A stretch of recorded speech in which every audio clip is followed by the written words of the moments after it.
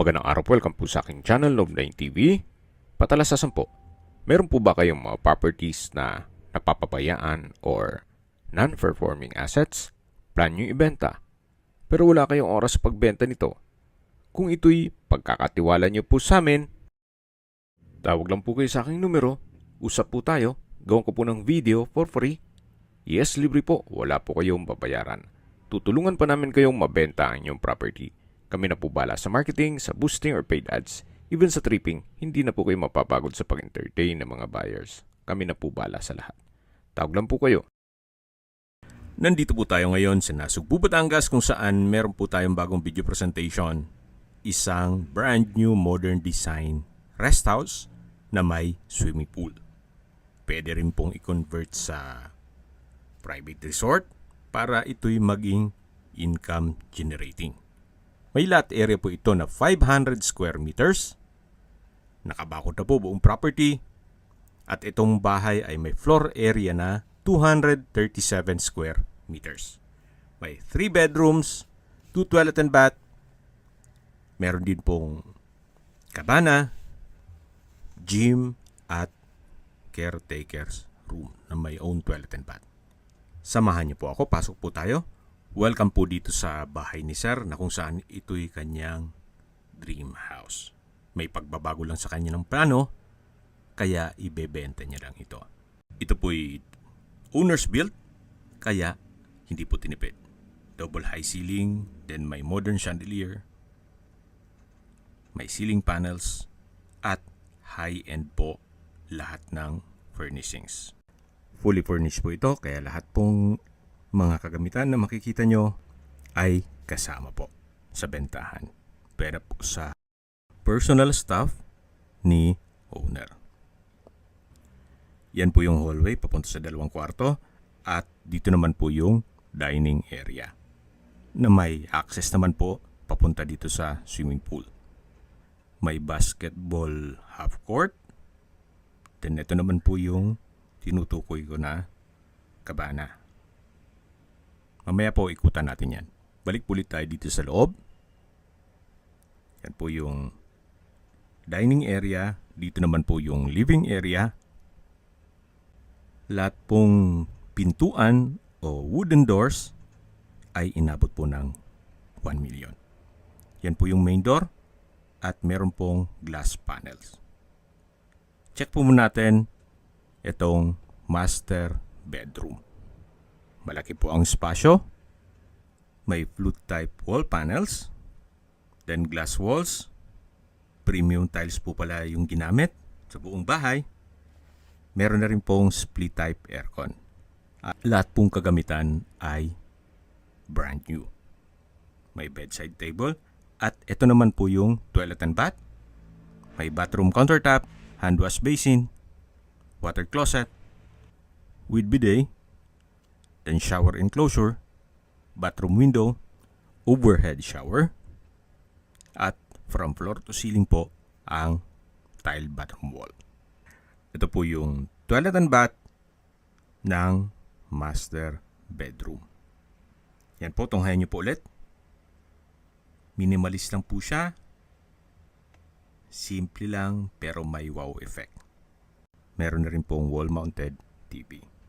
Yan, tanggili po yung wooden door. May cabinet din po dito. At balik po ulit tayo dito sa living area. Yan po yung glass panel, yung main door. At mula po dito sa main door, yan po yung garahe. Nakakasya po ang 3 hanggang 4 na sakyan, depende po sa laki. Meron na rin pong kapitbahay. Balik na po tayo dito sa loob. Yan po ulit yung living area. At dito naman po yung 2 kwarto. Sa gitna po nito ang common toilet and bath. Check po muna natin itong second bedroom. Meron na rin pong bed frame and mattress, split type aircon, glass wall and window, wardrobe, kumpleto na po siya. Bedside table at lampshade. Ito naman po yung common toilet and bath. Tanggili hardwood ang door. May hand wash basin. vanity mirror, bathroom cabinet, urinal,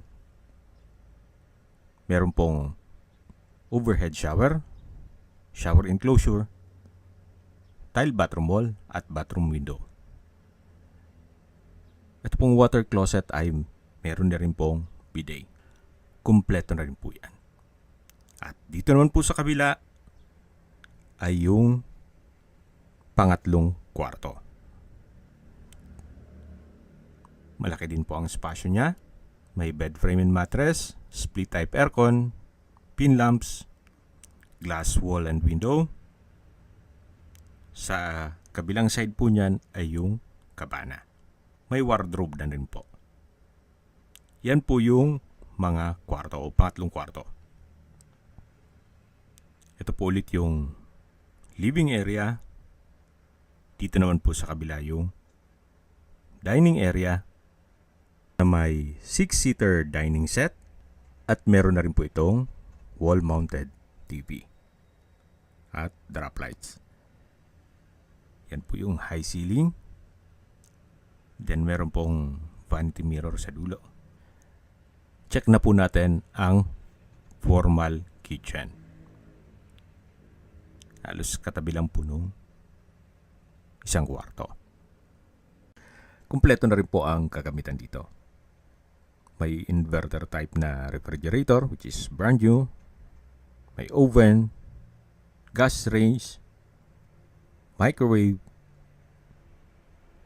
nano block kitchen sink, may kitchen countertop, malaking kitchen window.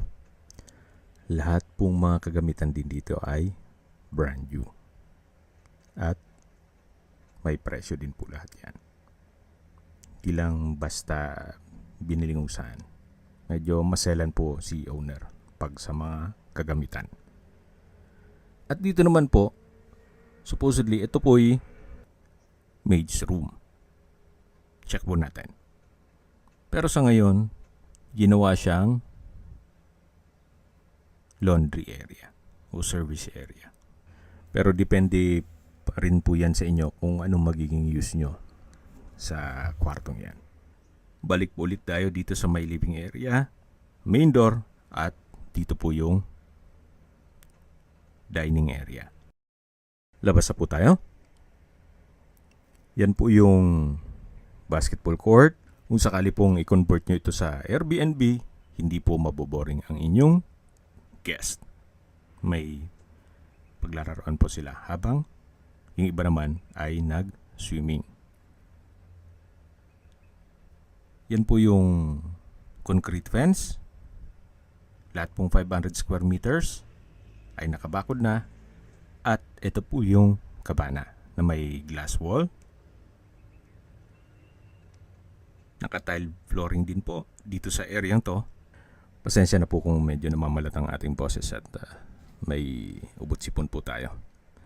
Paumanhin po. Ito naman po yung kabana na nilagyan nila ng billiard table, which is kasama na yan. Meron din pong bar counter na may high chair at may kitchen countertop na may gas range at glass wall and window. May kitchen cabinet na rin po. Depende na rin po yan sa inyo kung gusto nyo enclose po yan. Punta po tayo dito sa may poolside. Then meron pong garden set sa dulo. Ito naman pong gym ay dapat kwarto din po ito. So depende rin po yan sa inyo. Kung gusto nyo gawing kwarto to o gawing guest room. Pero ito pong gym equipments, hindi ko po alam kung isasama yan as freebies na rin ni owner. Pero kung ayaw nyo man, wala pong problema. Sa ngayon po, ito po yung ginawang caretaker's room na may sariling toilet and bath. Kaya kahit ilak nyo yung buong bahay, meron po silang sariling kwarto dito at may kusina naman dun sa kabana. Ito po yung naka-tile bathroom wall at kompleto rin po kaya ng water closet at hand wash basin. Ayan po, ikot na po tayo sa buong property. At tunghayin niyo po itong napakagandang rest house o pwedeng gawing private resort para maging income generating. At habang pinagmamasdan niyo po ito, pag-usapan natin ang distance, location at travel time. Mula po sa Tagaytay-Nasugbu Highway, ang distance is 4 kilometers at ang travel time is 7 minutes.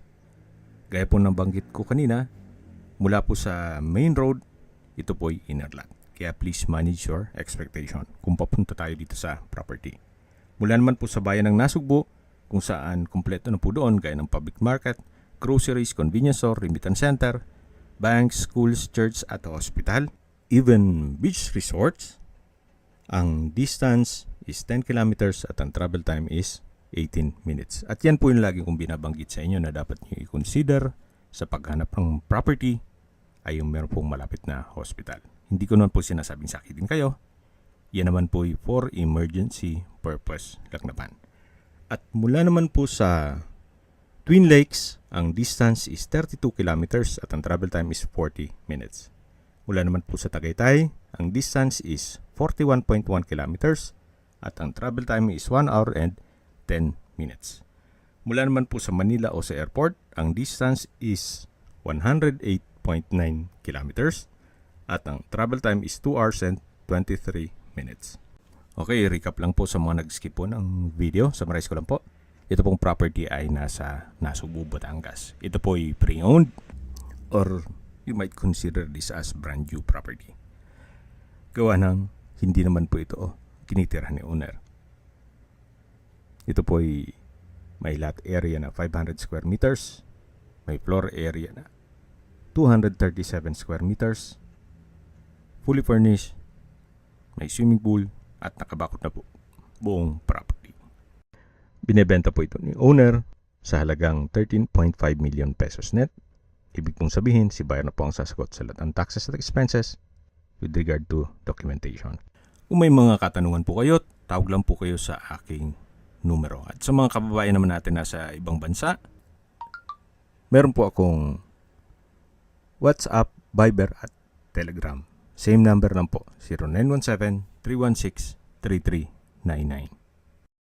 Sa mga nagtatanong naman po ng aming Facebook, meron po aming Facebook page na Nov9TV at Facebook Real Video. Meron din pong TikTok at Instagram. May ibang YouTube channel po kami, the Nov9TV channel, Nov9TV Listings, Nov9TV On The Spot, Nov9TV Updates, at Nov9TV House Rental. Sana po naibigyan nyo ang video presentation. Paki-like and subscribe na lang po sa aking channel para ma-update din po kayo sa aking future listings. Kung sakali po hanap nyo yung mas malaking sukat ng lupa, meron din po kami ibang listings na pwede nyong pagpilian. Huwag po kayong mag-atubiling tumawag sa amin. Then, let us know your budget para malaman namin kung anong property pwede naming ilog sa inyo. Sa lahat pong viewers, subscriber at nagtiwala po sa amin, salamat po sa suporta. Ingat po kayo lagi at yung pamilya. Maraming salamat po.